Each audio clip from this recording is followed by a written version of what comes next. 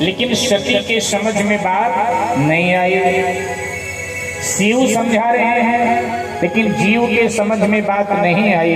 पति समझा रहा है लेकिन पत्नी के समझ में बात नहीं आई। जो हठ ठाना सती जी ने उसे पूर्ण करने के लिए वो चली गई। और शिव जी हरि नाम जपने लगे। बट वृक्ष के नीचे बैठकर सती जी सीता जी का वेश ले लेते। विचार किया श्री राम सीता की खोज कर रहे हैं, मैं सीता बन जाती। अगर ये साधारण सा मनुष्य होगा तो मुझे बाहों में भरकर कहेगा कि मैं कब से ढूंढ रहा था। गलबहियां डालकर स्नेह करेगा कि देखो मैं तुम्हारी विरह में तुम्हारी याद में रो रहा था। और अगर ये साधारण मनुष्य नहीं ईश्वर होंगे तो देखते ही मुझे पहचान जाएंगे कि ये सीता नहीं, ये तो सती है। निर्णय हो जाए। पुराणकार ने कह दिया कि परीक्षा लेने सती जा तो रही है राम जी की, लेकिन एक प्रकार से अपने जलने के लिए इसने ज्वाला प्रज्वलित कर ली। इसे कोई बचा नहीं पाएगा। ये जिएगी नहीं है, ये कुछ दिन के बाद जलेगी, क्योंकि अग्नि इसने अपने आप अपने चारों तरफ मानो लगा लिया। निज सती रूप को छुपा तुरंत, निज सती रूप को छुपा तुरंत, सीता का वेश बना डाला और जलने के लिए हठीली ने पैदा कर ली खुद ही ज्वाला। जलने के लिए हठीली ने पैदा कर ली खुद ही ज्वाला।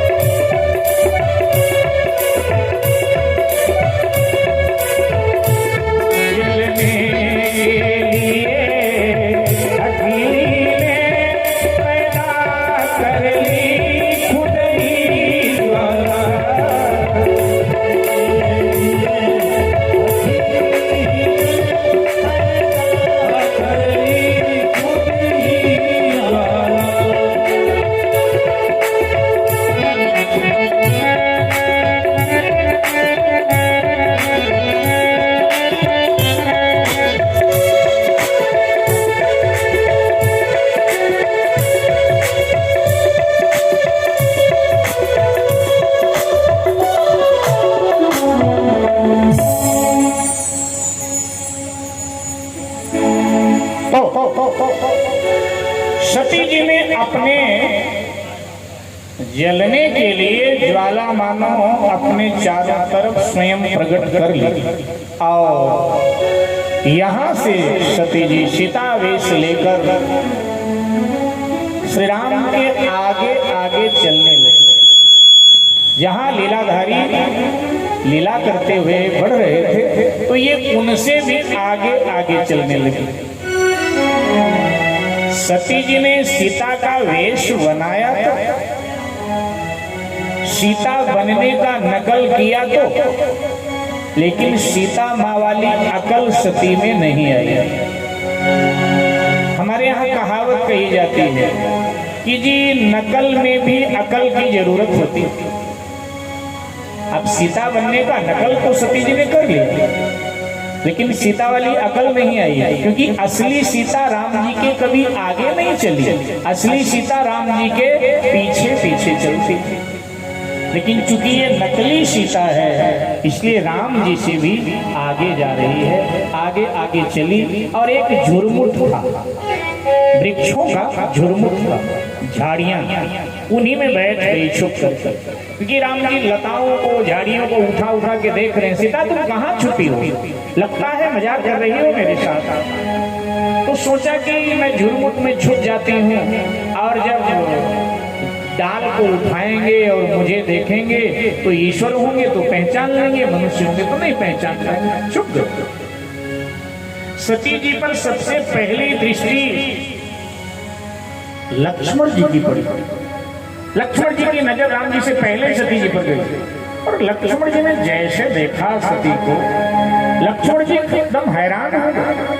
ये क्या मामला है बाप रे, ये सती और सीता मां का रूप लेकर भगवान के रास्ते में आ गए, मामला क्या? मैं प्रभु को निवेदन करूं? फिर सोचा कि नहीं, हो सकता है प्रभु की ये पूर्व नियोजित रचना हो कि जब सीता माँ का अपहरण हो और प्रभु सीता माँ को ढूंढे तो सती सीता बनकर आओ। पता नहीं प्रभु की ही ऐसी लीला। जो भी होगा अभी प्रकट हो जाएगा। अब मुझे बोलने की भूमिका यहाँ दी नहीं गई है तो मैं क्यों बोलूं? और ध्यान देना मेरे भाई बहन, लक्ष्मण जी का चिंतन हमारे समाज में कई लोग ठीक से नहीं करते हैं। लक्ष्मण जी के लिए हमारे समाज में कई लोगों की मनोदशा ठीक नहीं। अक्सर हमने देखा है जब लक्ष्मण जी की बात आए तो कई लोग बोल देते हैं लक्ष्मण जी तो बहुत क्रोधी हैं, लक्ष्मण जी तो बड़बोले हैं, लक्ष्मण जी तो बात बात में क्रोध करते हैं। नहीं, आपने लक्ष्मण को ठीक से पढ़ा नहीं। लक्ष्मण जी बड़बोले नहीं है, लक्ष्मण जी क्रोधी नहीं है, बिल्कुल नहीं। लक्ष्मण जी को तो जैसा भगवान बुलवाते हैं वैसा बोलते हैं। लक्ष्मण जी भगवान के मानो यंत्र हैं, और लक्ष्मण जी जो बोलते हैं वो बड़ी गंभीर बात बोलते हैं। यहाँ शास्त्रकार लिखते हैं कि लक्ष्मण दीख उमा कृतवेशा और चकित भये भ्रम हृदय विशेषा, लेकिन कही न सकत कछु अति गंभीरा। लक्ष्मण जी का स्वभाव कैसा है? ध्यान देना मेरे भाई बहन, स्वभाव कैसा है? तो शास्त्रकार कहते हैं कही ना सकत कछु अति गंभीरा। लक्ष्मण जी अति गंभीर है। अगर बड़बोले होते तो लिख देते कि लक्ष्मण जी तो बड़बोले हैं, लेकिन कहा नहीं, कही ना सकत कछु अति गंभीरा, क्योंकि प्रभु प्रभाव जानत मति धीरा। बड़े बुद्धिमान हैं और ये प्रभु के प्रभाव से भली भांति परिचित हैं। तो लक्ष्मण जी अपने आप से कहने लगे जो भी होगा अभी प्रकट हो जाएगा। इतने में तो सरकार की दृष्टि पड़ गई सती पर, और सती का भेद खुल गया। मेरे भाई बहन, दुनिया से कुछ नहीं छुपता है तो भगवान से कैसे छुपे? भाई दुनिया के सामने कोई अपने आप को छुपाना चाहे तो ज्यादा दिन छुपा नहीं पाता। उसका असली वेश एक दिन प्रकट हो जाता है, और ऐसे अनेक उदाहरण आपके सामने हैं वर्तमान समय के। अनेक उदाहरण कि पापात्मा अपने को समाज में पुण्यात्मा के रूप में सिद्ध कर रहा था, असाधु अपने को साधु बता रहा था, लेकिन जब भेद खुला था कहीं छुपा थोड़ा रह गया। उसका मूल रूप सामने आ गया कि नहीं साधु नहीं तो ये है, असली रूप इसका ये है, सामने आ जाता है। कभी गंग ने बड़ी सुंदर पंक्तियां लिखी कि तारों के तेज से चंद्र छुपे नहीं, सूर्य छुपे नहीं, बादल छाए। तारों के तेज से चंद्र छुपे नहीं, सूर्य छुपे नहीं, बादल छाए। वीरू पड़े रजपूत छुपे नहीं, दादा छुपे नहीं, जाजक आए। वीरू पड़े रजपूत छुपे नहीं, दादा छुपे नहीं, जाजक आए। घूंघट के पट नैन छुपे नहीं, चंचल नारी छुपे न छुपाए। घूंघट के पट नैन छुपे नहीं, चंचल नारी छुपे न छुपाए। चंचल नारी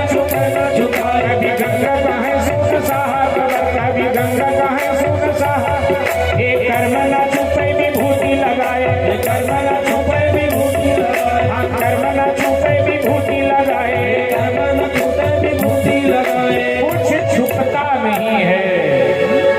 तारों के तेज से चंद्र छुपे नहीं, सूर्य छुपे नहीं, बादल छाए, भीड़ पड़े रजपूत छुपे नहीं, दाता छुपे नहीं, जाचक आए, घूंघट के पट नैन छुपे नहीं, चंचल नारी छुपे न छुपाए, कभी गंग कहें सुन सा हाथवर, कि कर्म न छुपे विभूति लगा। तिलक चंदन लगा लेने से, साधु का वस्त्र पहन लेने से कर्म नहीं छुपता है। अगर कर्म खराब है तो वो सामने आ ही जाता है। तो शास्त्रकार कह देते हैं, तो सती कपट जान्यो सुर स्वामी। सती जी ने जो कपट किया भगवान के साथ, भगवान ने जान लिया।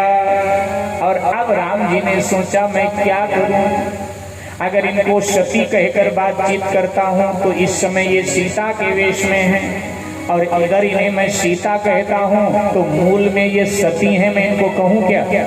मैं सीता कहूं या सती कहूं, क्या कहूं? राम जी ने सोचा कि ना सीता कहता हूं ना सती कहता हूं, बीच का रास्ता निकाल लिया। और श्री राम ने बीच का रास्ता निकाल लिया, दोनों हाथ जोड़ा। ये मर्यादा पुरुषोत्तम। नमन करना मेरे भाई बहन ये लघुता नहीं है, नमन करना किसी को छोटापन नहीं है, नमन करना महानता। वृक्षों में जब फल आ जाते हैं तो वो डाल नीचे झुक जाते हैं। जिनमें ज्ञान आ जाता है, जिनमें भक्ति आ जाती है, वो झुक जाता है। विद्या ददात विनयम शास्त्र कहता है, झुकना।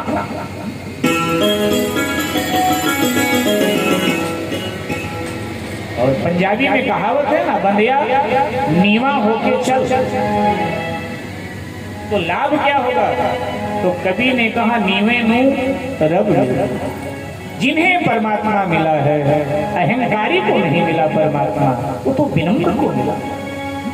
अहंकारी को तो मिला ही नहीं। तो मेरे भाई बहन, भगवान श्री राम ने दोनों हाथ जोड़े और बोल पड़े कि सादर अभिवादन करता है ये दशरथ नंदन राम तुम्हें। सादर अभिवादन करता है ये दशरथ नंदन राम तुम्हें। सादर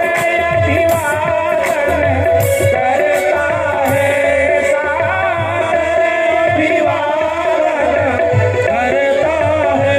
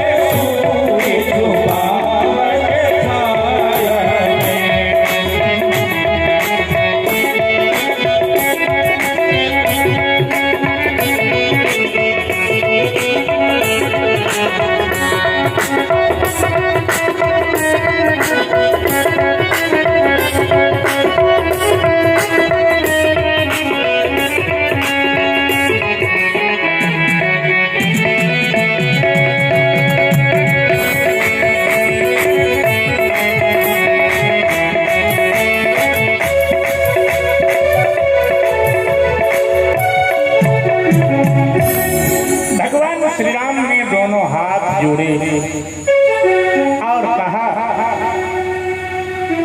हे जगत पूजनीया जननी, हे जगदम्बा, मैं दशरथ नंदन राम आपको प्रणाम करता हूं। शिव जी वहां बट वृक्ष की छाया में बैठे हैं और आप यहाँ क्या कर रही हैं? नारी को अकेले वन बेहड़ों में घूमना ठीक नहीं, कहीं ना कहीं उसके नैतिक मूल्यों में गिरावट आ जाती है देवी। और जैसे इतना कहा, सती जी के पांव के नीचे की जमीन खिसक एकदम पसीने पसीने हो गई। बाप रे, मेरे पति ने जो कहा था वही तो सत्य है। मैंने पति के वचन को मिथ्या माना, मैंने शिव के वचन को मिथ्या माना, ये मैंने ठीक नहीं किया। ये तो साक्षात ईश्वर है, चराचर जगत का नियंता है, परात्पर ब्रह्म है, परमात्मा है। उठकर खड़ी हुई, कोई जवाब नहीं दिया। जाने के लिए प्रस्तुत हुई, जिधर से आई थी उधर जाने के लिए प्रस्तुत हुई। भगवान श्री राम को लगा ये परीक्षा लेने आई थी और मैंने तो अभी परीक्षा दिया ही।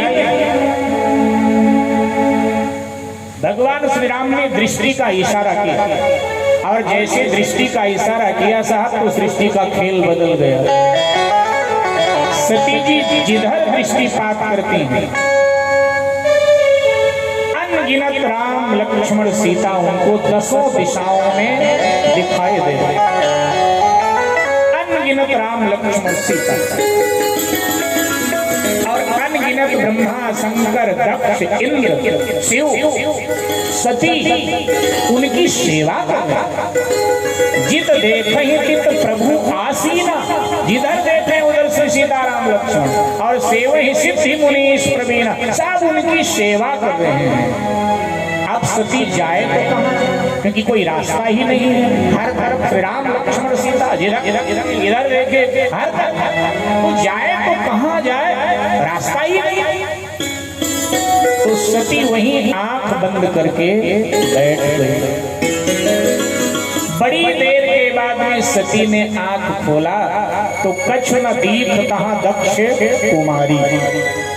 अब सती जी को कुछ भी नहीं दिखाई पड़ा, वहां न राम न लक्ष्मण न सीता न कोई। सती उठकर चल पड़ी, ये विचार करती हुई कि जाय उतर में देहों कहा उर उपजा अति दारू दाहा। हृदय में दारू दाह होने लगा। मैं जाकर के पति को क्या जवाब दूं, जब वो पूछेंगे मैं उत्तर क्या दूं। ये विचार करती करती सती जी जहां शिव जी बैठे थे सामने पहुंच गए। शिव जी ने आंख खोला, देखा सती। शिव जी समझ गए कि 5-5 अपराध इसने कर डाला है, ये 6वां अपराध भी करेगी, लेकिन मैं कोशिश करूं शायद 6वें अपराध से मैं इसे बचा लूं। इसलिए जब नजदीक गई शिव जी की तो शिव जी हंस पड़े। शिव जी को लगा शायद भय के मारे भी व्यक्ति कई बार डर के मारे झूठ बोल देता है, शायद इसमें मेरा डर हो तो मैं हंस पड़ूंगा तो इसका डर निकल जाएगा। इसलिए जी शिव जी हंस पड़े। जैसे नजदीक गई तो शिव जी हंसे और हंसने के बाद में शिव जी ने पूछा, देवी कुशल तो है? और अब पूछा, मेरे भगवान श्री राम की परीक्षा किस विधि से लिया, बताओ। ध्यान दीजिए। गई समीप महेश तब हंसी पूछी कुशला। हंसकर पूछा, देवी कुशल है? और फिर कहा, लीन परीक्षा कवन विधि सत्य कहूं सब बात। सत्य सत्य बताना, कैसे परीक्षा लिया मेरे प्रभु की। अब सती जी अगर सत्य सत्य बता देती तो छठवें अपराध से बच जाते हैं। लेकिन एक भूल को अगर व्यक्ति सुधार ना ले तो वही एक भूल अनगिनत भूल करवाता जाता है और व्यक्ति को ले जाकर के विनाश के कगार पर खड़ा कर देता है। सती जी के साथ यही है। सती जी ने सत्य नहीं बोला। सती जी ने कह दिया कि कछु न परीक्षा लीन गोसाई। हे पतिदेव, अब मैंने कोई परीक्षा नहीं लिया। शिव जी ने कहा रे फिर क्या करने गई थी वहां? सती जी ने कहा कि आपने उनको प्रणाम किया और मैंने संदेह किया तो आपने बार बार कहा कि वो ईश्वर हैं, वो ईश्वर हैं, वो ईश्वर हैं। मैंने सोचा जब मेरे पति ने प्रणाम कर लिया और ये कह रहे ईश्वर हैं तो मैं भी जाकर प्रणाम कराऊं। मैं तो दौड़ी प्रणाम करने गई थी। जैसे तुमने दूर से उनको प्रणाम किया ना, ऐसे मैंने भी उनको प्रणाम किया। प्रणाम करने गई थी, मैं प्रणाम करके आ रही हूँ। कहती हैं कि कछु न परीक्षा लीन गोसाई और कीन प्रणाम तुम्हारे नाई। तुम्हारी तरह मैंने प्रणाम किया। जबकि सत्य क्या है मेरे भाई बहन, इतना कुछ देखने के बाद में क्या सती जी ने प्रणाम किया प्रभु को? नहीं किया, क्योंकि अज्ञान हृदय में हो और मस्तिष्क में अहंकार हो तो कुछ भी हो जाए व्यक्ति सर नहीं झुकाता। इतना कुछ होने के बाद में सती ने प्रणाम नहीं किया और कहने की कीन प्रणाम तुम्हारे नाई। आपकी तरह मैंने प्रणाम किया। छठवां अपराध कर डाला। लेकिन तब शंकर देख उधरी ध्यान और सती जो कीन चरित सब जाना। अब आप ये बताइए, शिव जी से कुछ छुपा सकते हैं हम लोग? तो सती कैसे छुपा सकती? कुछ भी। जो कुछ सती जी ने किया शिव जी ने जाना।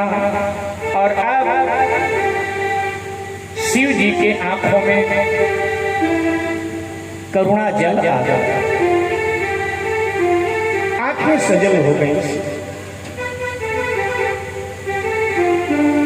मेरी पत्नी ने और मेरे आराध्य भगवान श्री राम की परीक्षा सीता बनकर, और सीता को तो मैंने मां माना है। ठीक है, गुरु पत्नी मां होती।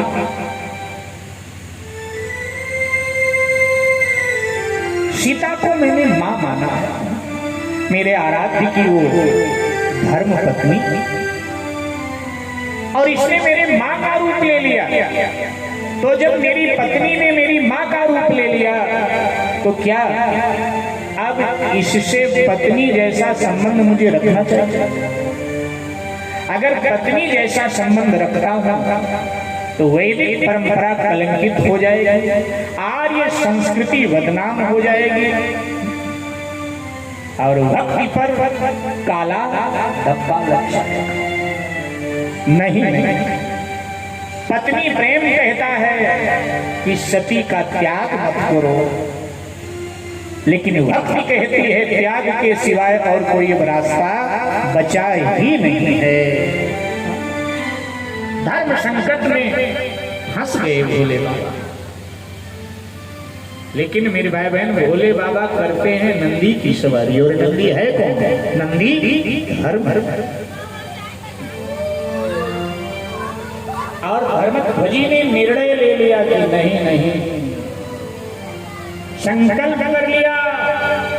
अंतर यह है, हम लोग हाथ में जल चावल लेकर संकल्प करते हैं, शिव जी ने हाथ में जल नहीं लिया तो शिव जी के आंखों में जल आता। और ऐसी मोड़ हमारे आपके जीवन में आए तो आंखें सजल हमारी आपकी भी हो जाती।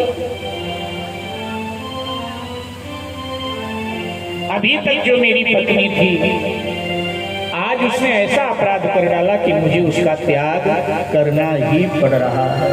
आंखों में आंसू। संकल्प कर लिया मन ही मन, बोले नहीं शिव जी। जुबान से नहीं बोले तो मन ही मन संकल्प किया। शिव संकल्प कीन मन माही, कि यही तन सती भेंट यवना। इस शरीर से सती के अब मेरा कोई संबंध नहीं रहा, आज से मैं इसका पति नहीं रहा और अब ये मेरी पत्नी नहीं। ये मन में संकल्प किया, बताया नहीं सती जी को, घोषणा नहीं किया, बस मन में शिव जी ने ये संकल्प लिया।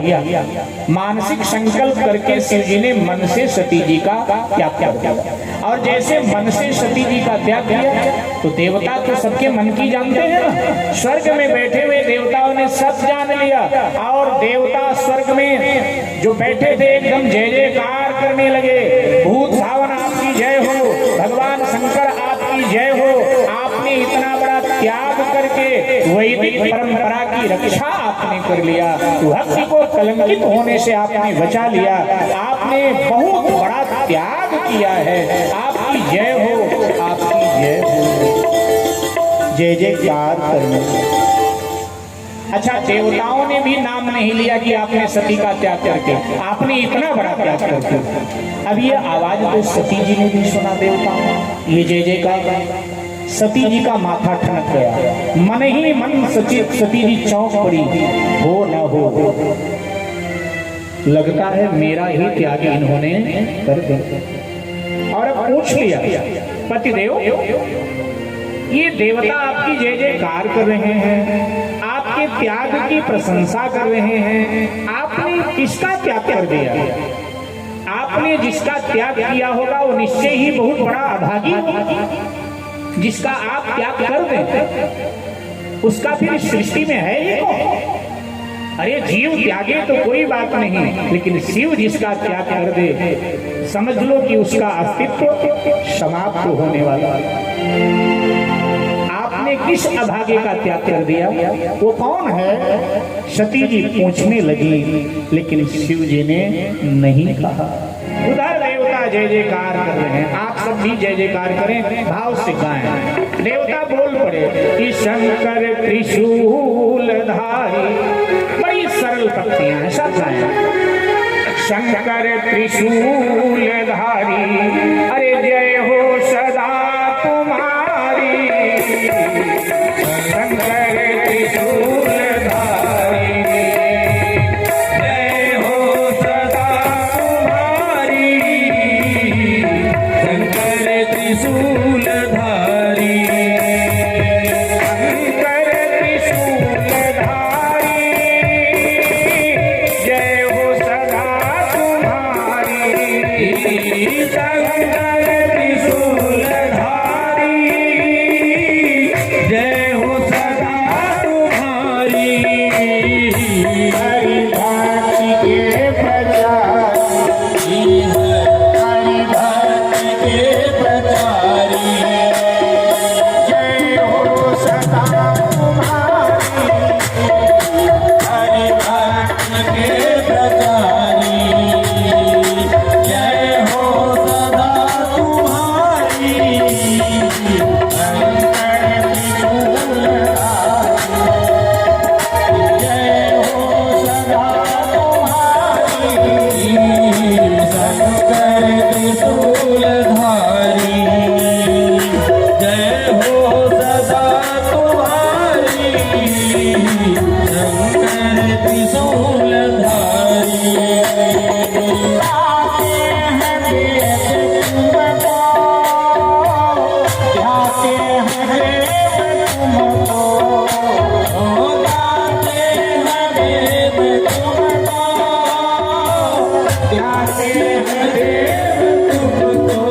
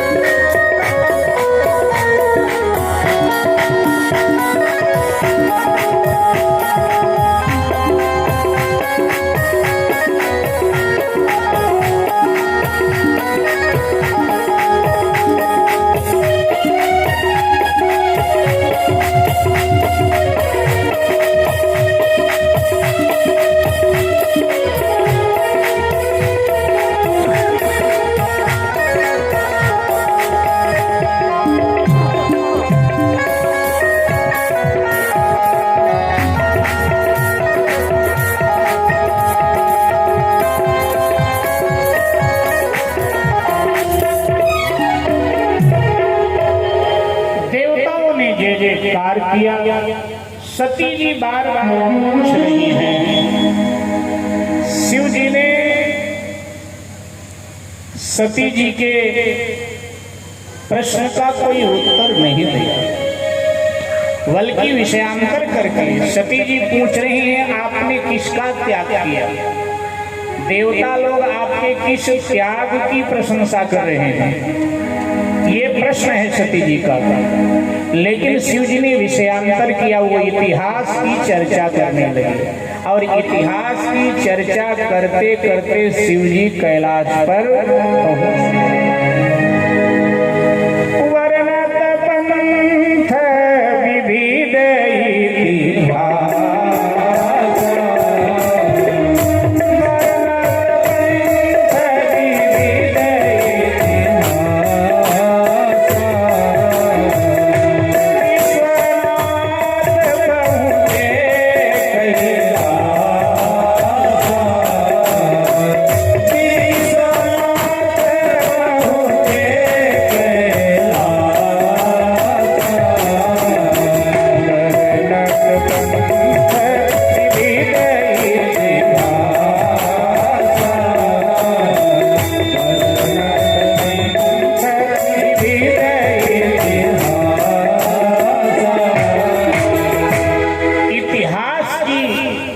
चर्चा करते हुए भगवान शंकर कैलाश पर पहुंच गए।